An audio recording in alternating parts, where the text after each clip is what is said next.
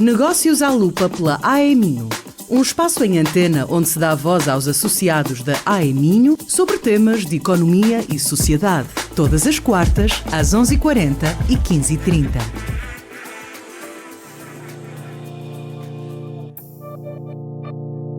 Olá, sejam muito bem-vindos a mais um Negócios à Lupa pela AEMinho. Hoje recebemos neste espaço Eduardo Fontão, da FCA Consultoria, para nos falar do impacto da fiscalidade, da redução do IRC e sobre o futuro da fiscalidade em Portugal. Antes de mais, Eduardo, seja muito bem-vindo. Obrigada por aceitar o nosso convite para estar connosco aqui hoje. Começo por lhe perguntar, considera que haverá um impacto mais imediato de uma redução da taxa de IRC sobre a competitividade das empresas portuguesas? Muito boa tarde. Antes de mais, muito obrigado, Liliana, e à Rádio Universitária do Minho pelo convite para estar aqui a falar sobre um tema que me é muito caro, que é o IRC. Passando à sua questão, sobre o impacto imediato da redução da taxa na competitividade das empresas.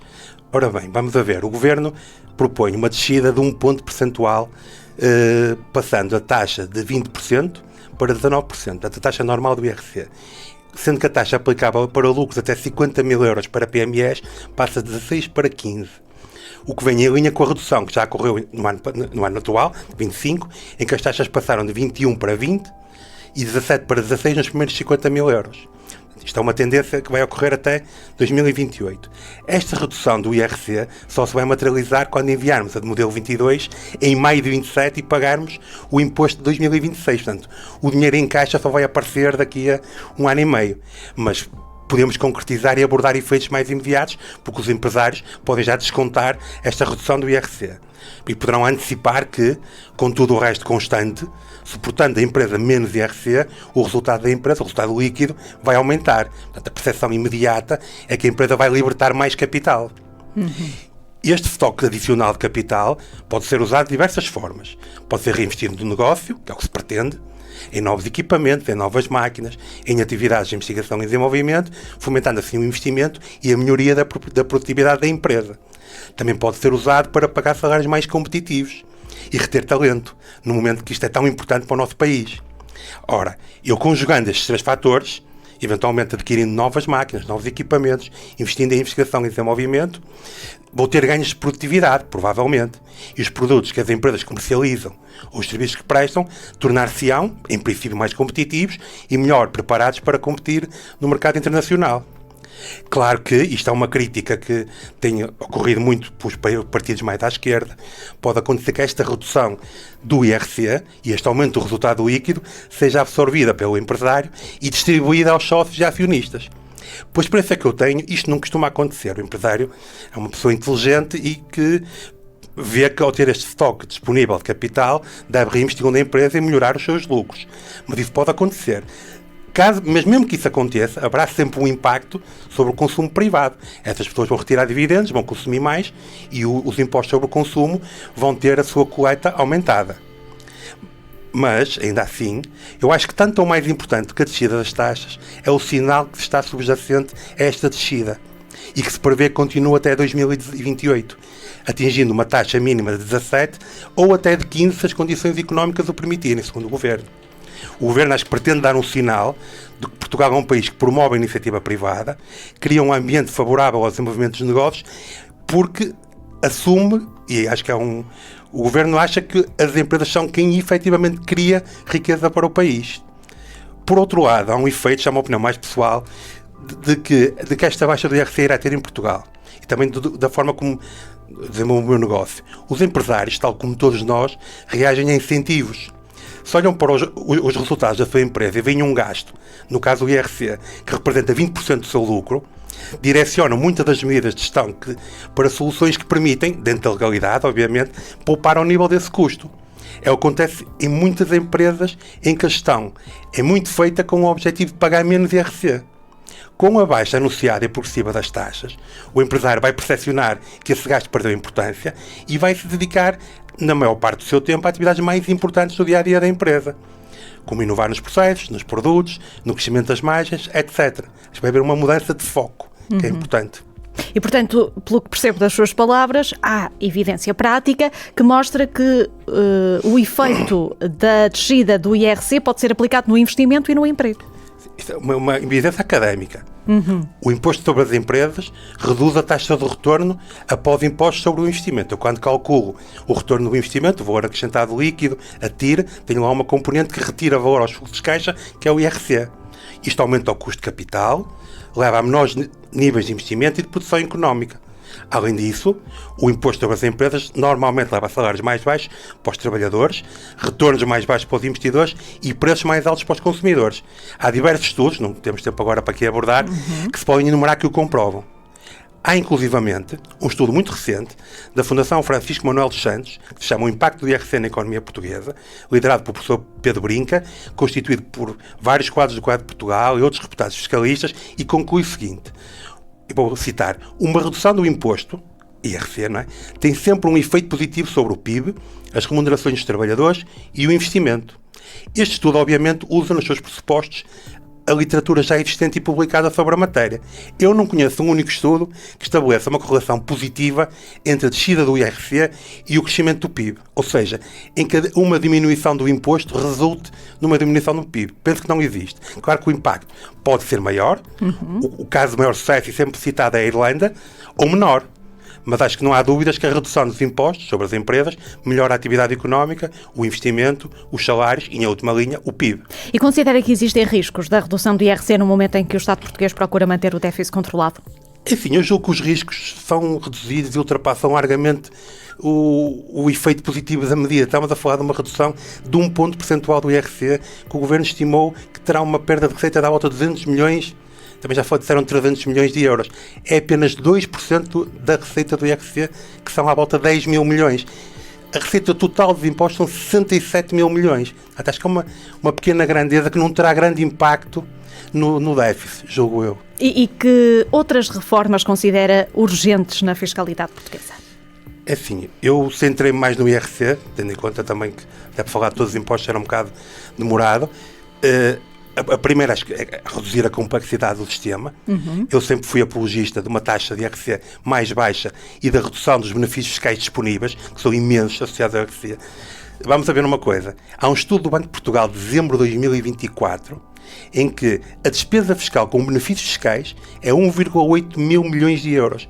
É quase 20% da receita do IRC. Ou seja, existe uma taxa alta e depois um conjunto de benefícios associados que aumentam a complexidade do sistema e beneficiam as empresas maiores, que têm maiores equipas de apoio fiscal, e criam aqui uma entropia ao sistema. Acho que era preferível taxas mais baixas e menos benefícios. Reduzir a complexidade. Depois, acho que há um segundo tema, que é a estabilidade do sistema. O estudo que falava há bocadinho da Fundação Francisco Manuel dos Santos identifica 1.355 alterações ao Código do IRC desde 1989. Portanto, não consigo agora fazer a média de cabeça, mas são muitas alterações anuais, que existem muita adaptação das empresas e que a estabilidade prejudica o ambiente económico.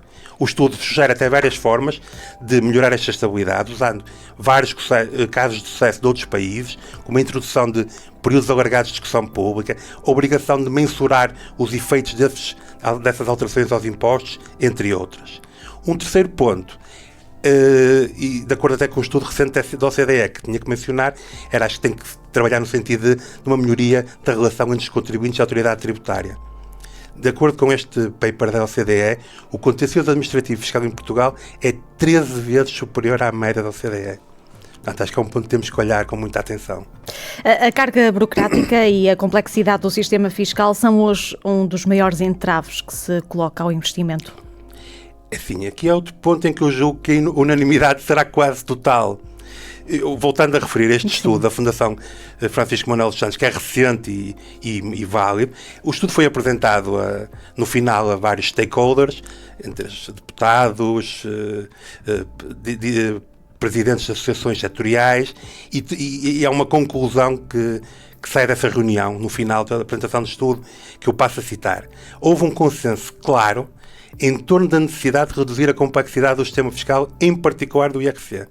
Foi referido que o sistema de incentivos fiscais vigente introduz muita complexidade, levando a que haja um desperdício de recursos por parte das empresas, que poderiam ser canalizados para investimentos e ganhos de produtividade.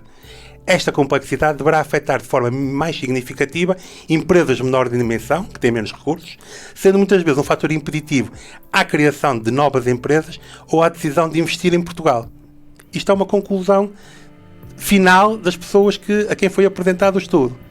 Claro que existem muitos fatores não relacionados com impostos que afetam o bom desempenho de um país, o bom desempenho económico, bem como as decisões de investimento das empresas nacionais ou as que procuram a melhor localização geográfica para fazer um investimento. Contudo, acho que não há dúvidas de que os impostos desempenham um papel muito importante nessa escolha. Foi, por exemplo, recentemente publicado, há umas semanas, uma semana ou duas, o relatório do Índice de Competitividade Fiscal da Tax Foundation para o ano 2025. Para os 38 países da OCDE, Portugal ficou em 33º.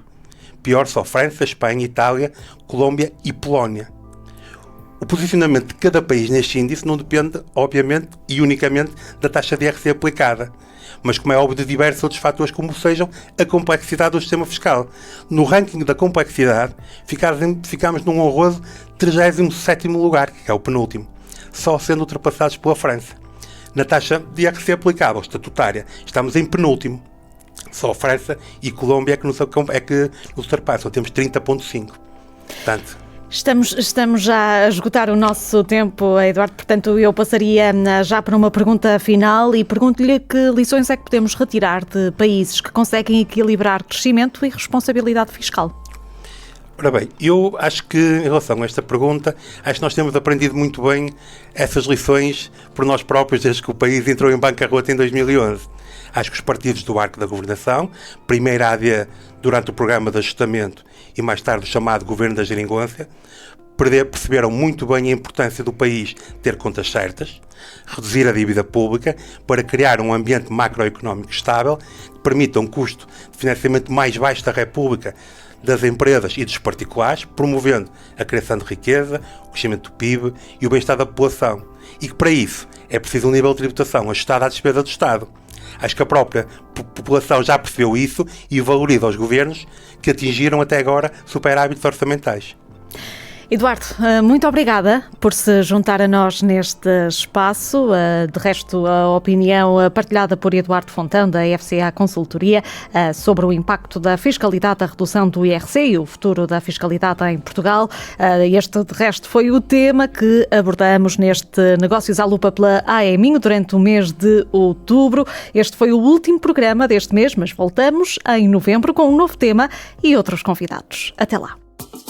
Negócios à Lupa pela AEMinho. Saiba mais em ae-minho.pt e acompanhe a atualidade através das redes sociais em facebook.com/Associação Empresarial do Minho e no LinkedIn AEMinho.